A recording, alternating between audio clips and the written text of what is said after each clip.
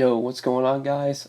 Today I'm going to be going over the MLB early slate on DraftKings for Wednesday, April the 17th. We got a 4-game early slate today for MLB. I am going to cover this early slate, talk about some of the pitchers that I like. Like always, I'll give my 3 batters, 3 hitters that I really like, and then we will go over some stacks.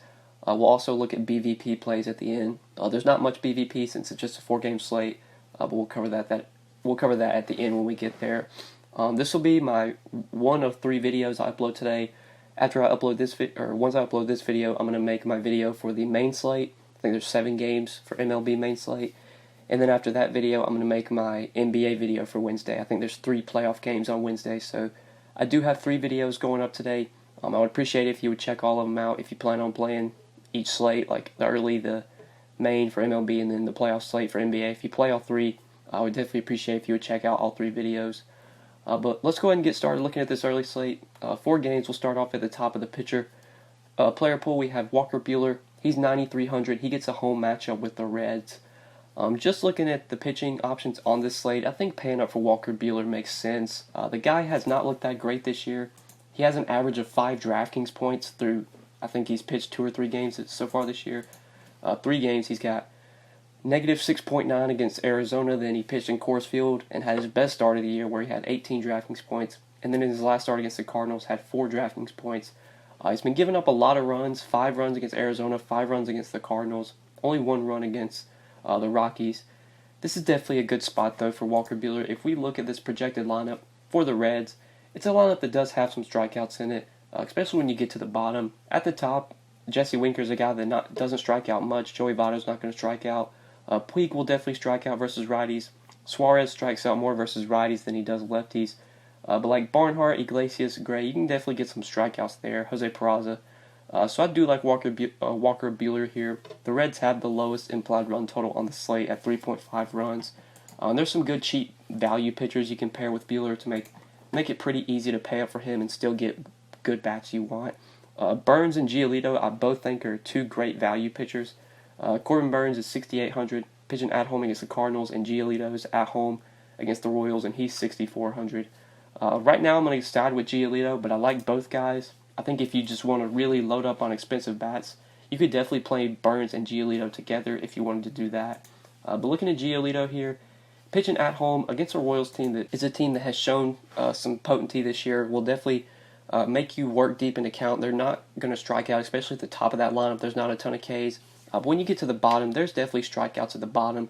Billy Hamilton, Maldonado, even Hunter Dozier. He's been hitting the ball really well this year, but he will still strike out. Lucas Duda will K a bit.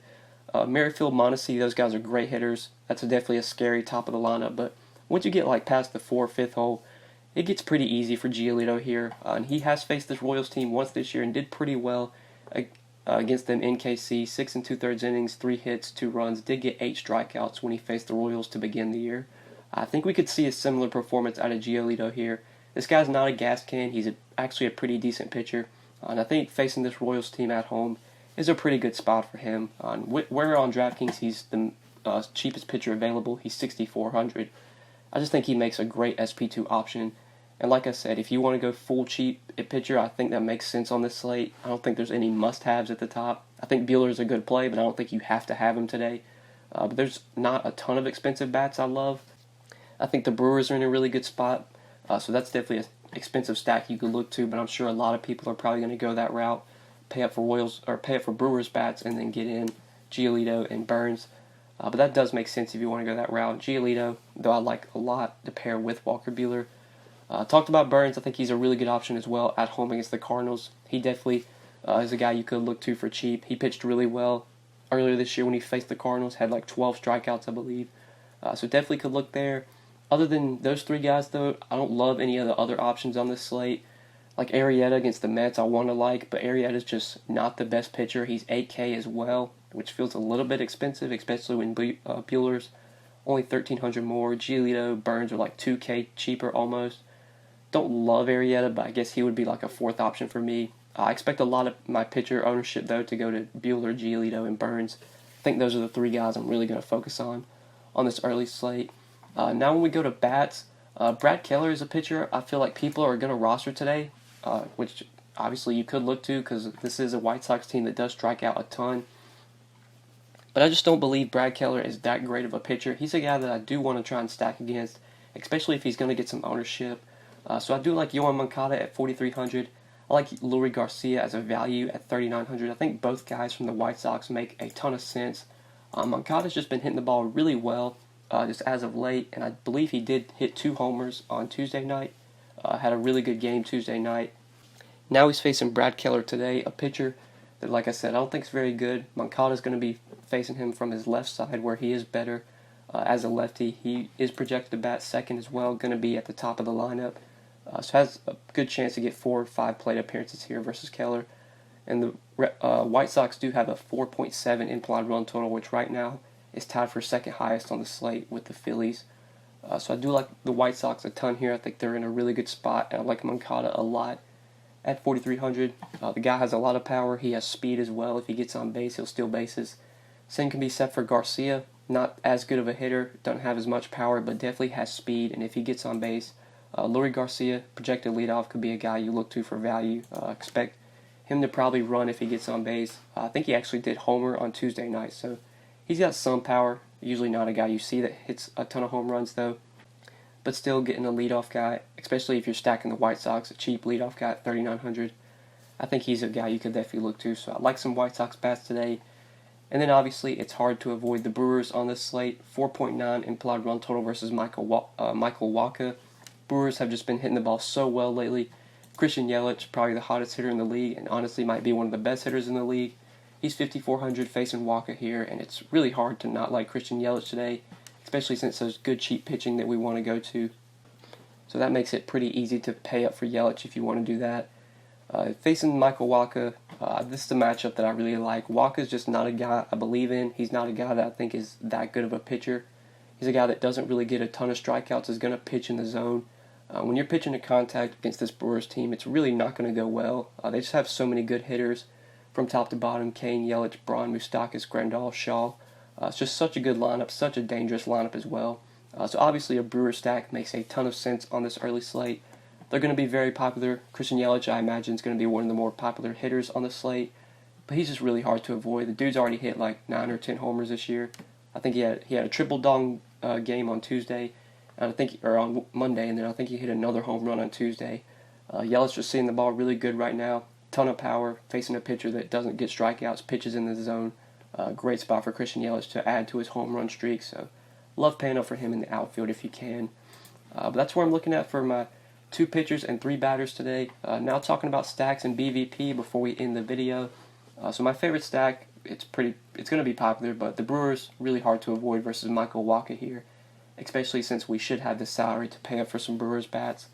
And then I do like going to the White Sox. I actually think Brad Keller is going to be a guy that people roster today.